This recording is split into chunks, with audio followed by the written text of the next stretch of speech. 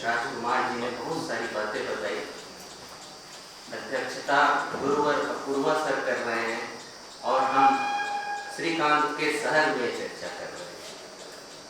श्रीकांत भी ये दुर्लभ संयोग है कि अपूर्वा सर ने मुझे पाया, तो श्रीकांत की पंक्ति के साथ मैं अपनी बात शुरू करूँ। महाराज बधाई हो, महाराज की जय हो, युद्ध नहीं हुआ, लौट गए शत्रु। वैसे हमारी तैयारी पूरी थी।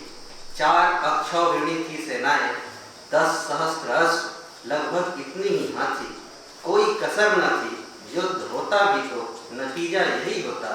न उनके पास अस्त्र थे, न अश्व, न हाथी। युद्ध हो भी कैसे सकता था, निहत्थे थे। उनमें से हो हर एक अकेला था और हर एक यह कहता था प्रत्येक अकेला होता है। जो भी हो, जय यह आपकी है, बधाई हो, राजसूय पूरा हुआ, आप चक्रवर्ती हुए।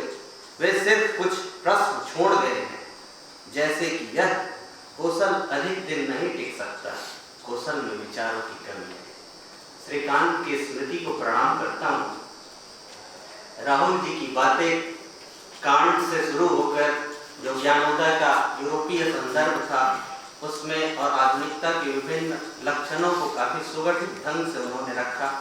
राजकुमार जी ने अनुवाद की संस्कृति का जो यूरोपीय संदर्भ है और देशज आधुनिकता का संदर्भ है, विभिन्न ग्रंथों के माध्यम से उन्होंने अपने रेफरेंस की बातें बताई। प्रतिलिपि में सर ने ब्रज भाषा पर जो लेख लिखा है वो काफी मानीखेज है।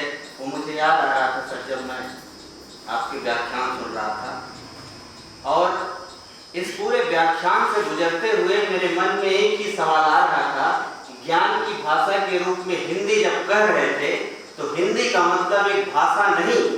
आज जब 2023 में जब हम इसकी चर्चा कर रहे हैं तो हमें हिंदी जनमानस और हिंदी समाज के बारे में भी सोचना होगा। और जब मैं शासकीय महाविद्यालय में मैं पढ़ाता हूँ और जब ईश्वर जी ने ये विषय रखा तो उस महाविद्यालय अपने दैनिक दिनचर्या के संदर्भ में जब मैं इस विषय को सोचा, तो जब मैं महाविद्यालय हिंदी बेल्ट के महाविद्यालयों में प्रवेश करता हूँ, स्कूलों में जब मैं प्रवेश करता हूँ, तो पुस्तकालय जो ज्ञानोदय और आधुनिकता का सबसे बड़ा केंद्र है वो सबसे उपेक्षित जगह में मौजूद होता है।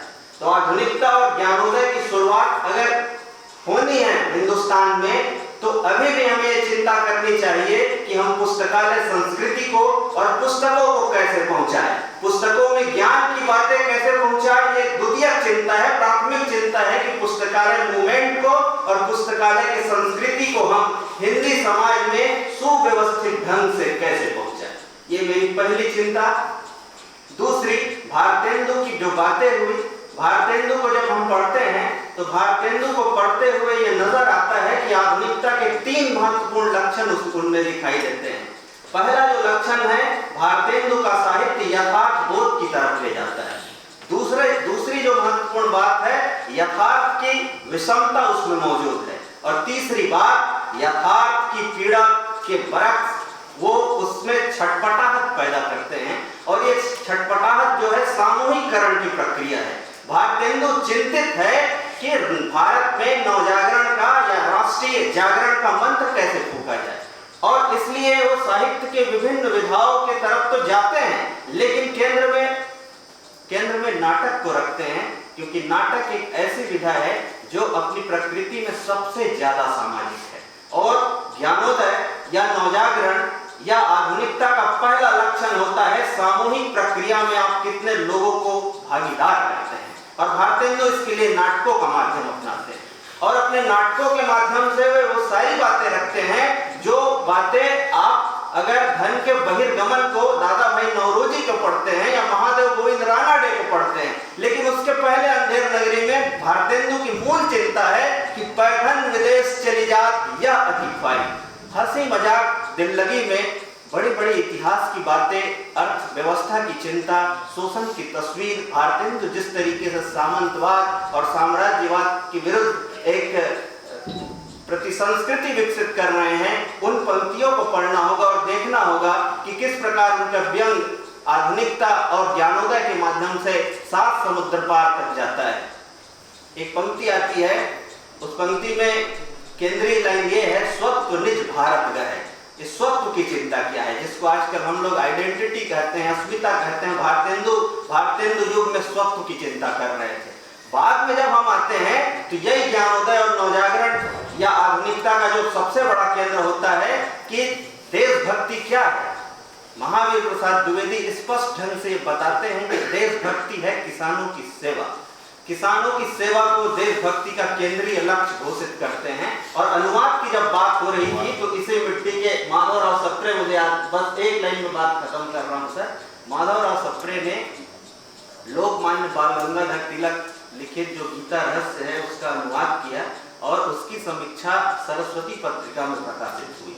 और उस पत्रिका में जब वो समीक्षा प्रकाशित होती है तो उसमें इधर उधर की बातें ना करके महावीर प्रसाद द्विवेदी एक लाइन लिखते हैं कि गीता रहस्य कर्म योग की रचना है और कर्म योग लिंक हो रहा है राष्ट्रीय आंदोलन से। तो इस तरीके से अनुवाद जो है प्रतिरोध की संस्कृति विकसित कर रही थी।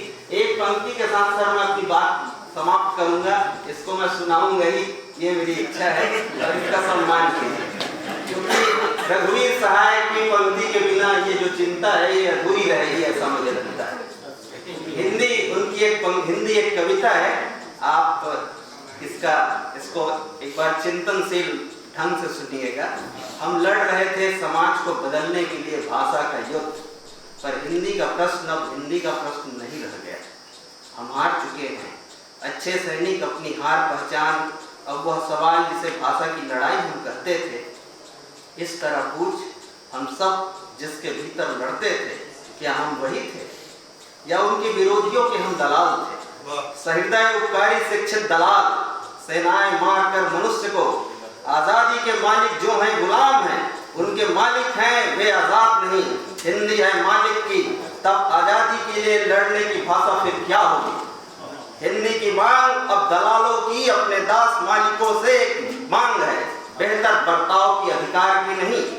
वे हिंदी का प्रयोग अंग्रेजी की जगह करते हैं, जबकि तथ्य यह है कि अंग्रेजी का प्रयोग उनके मालिक हिंदी की जगह करते हैं। दोनों में यह रिश्ता तय हो गया है। जो इस पाखंड को मिटाएगा, हिंदी की दास्तां मिटाएगा, वह जन वही होगा जो हिंदी बोलकर रख देगा हृदय निरक्षर का खोलकर। धन्यवाद।